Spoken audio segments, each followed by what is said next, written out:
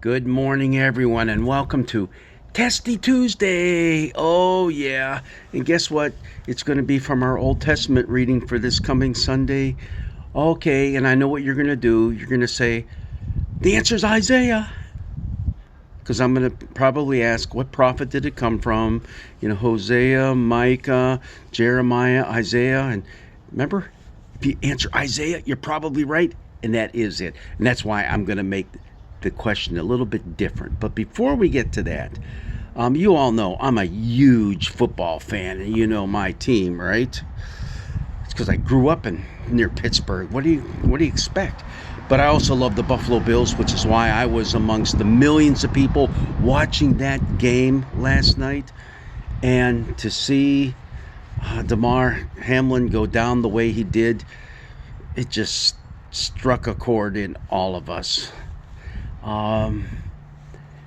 God's blessings be with him as he is lying in that hospital bed, and our prayers are that he will have a full recovery. But it's going to be some tough going for right now. And it does show that there are more important things than continuing a football game. Oh yeah, we've all watched so many games where somebody goes down with an ACL, a concussion, and they kind of wave to the fans saying, I'll be all right, and okay, let's get on with the game. And last night was not one of those times. So I think it was only right and proper that what was done was done. Stop the play, and regardless of how we make up this game, or even if we will, who knows what the NFL will decide upon. It's just important that we keep our prayers up for Damar.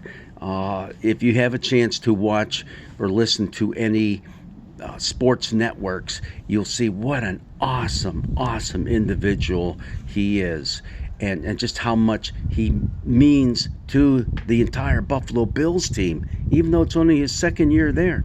Wow. They love him. They just love the guy. No wonder there were tears being shed on that field last night. Okay, well, let's get on with our Testy Tuesday.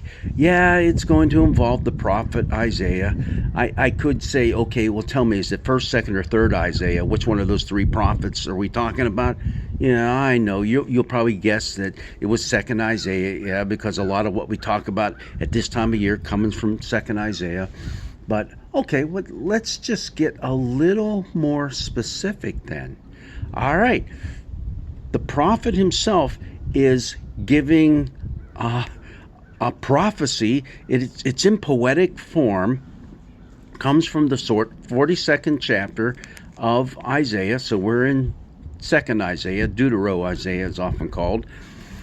And he's talking about a servant, a very particular kind of servant that God is laying his spirit on to do his work.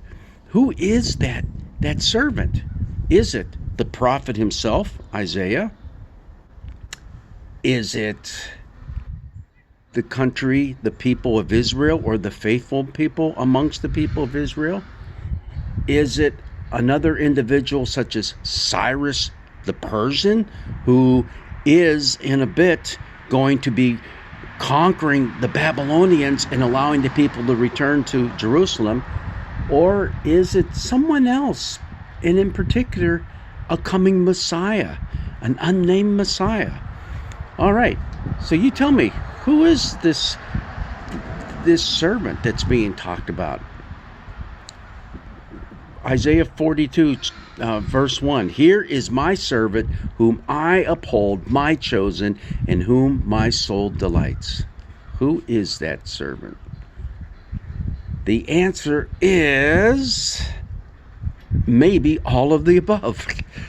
We really don't know. There are 4 servant songs found within 2nd Isaiah, and we in particular read them as we get toward Holy Week, during the Lenten season, and then also during the Easter season, because these talk about, in particular, a suffering servant, one who gives up himself on behalf of God's people.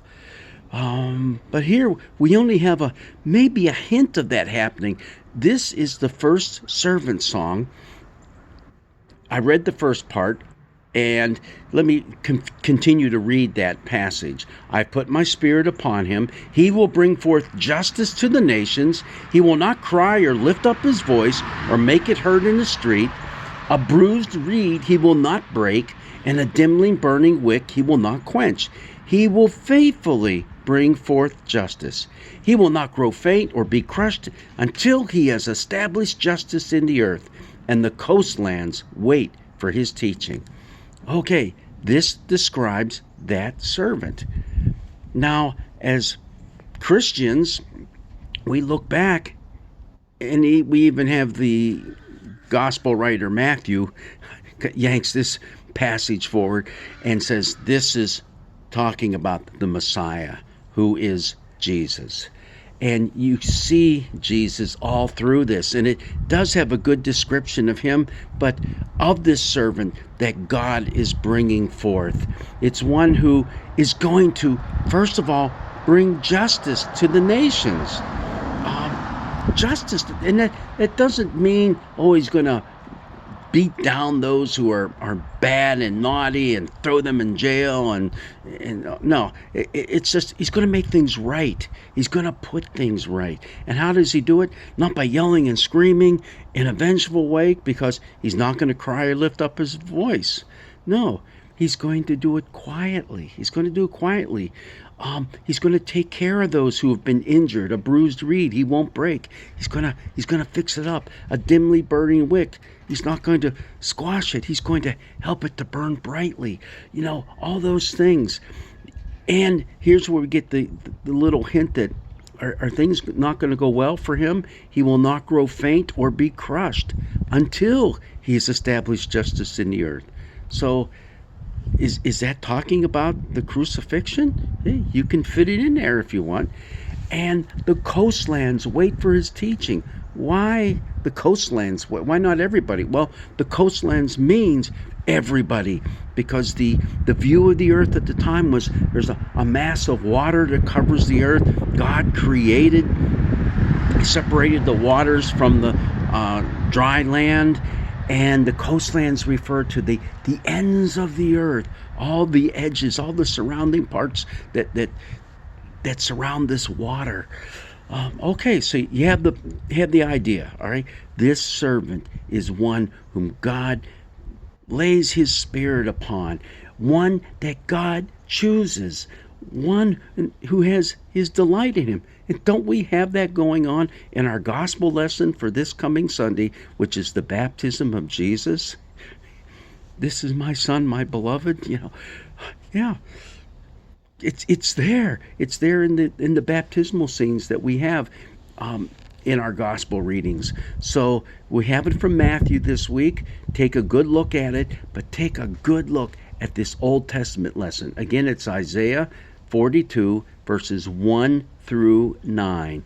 When you get to the second part, it's often called the installation of this servant, and you're going to see that some of the things that are listed there, the charge that God gives this servant, Jesus picks up for himself. Listen to the charge. I am the Lord. I have called you in righteousness. I have taken you by the hand and kept you. I've given you as a covenant to the people, a light to the nations. And here it goes. To open the eyes that are blind, to bring out the prisoners from the dungeon, and from the prison those who sit in darkness. Yeah, Jesus holds on, pulls those things out. And from another passage in Isaiah, and says, hey, that's what I'm about. You're going to see that. And he tells that to John the Baptizer too, who questioned, remember back in Advent we talked about this, question, Jesus, are you the one, or are we supposed to wait for another one?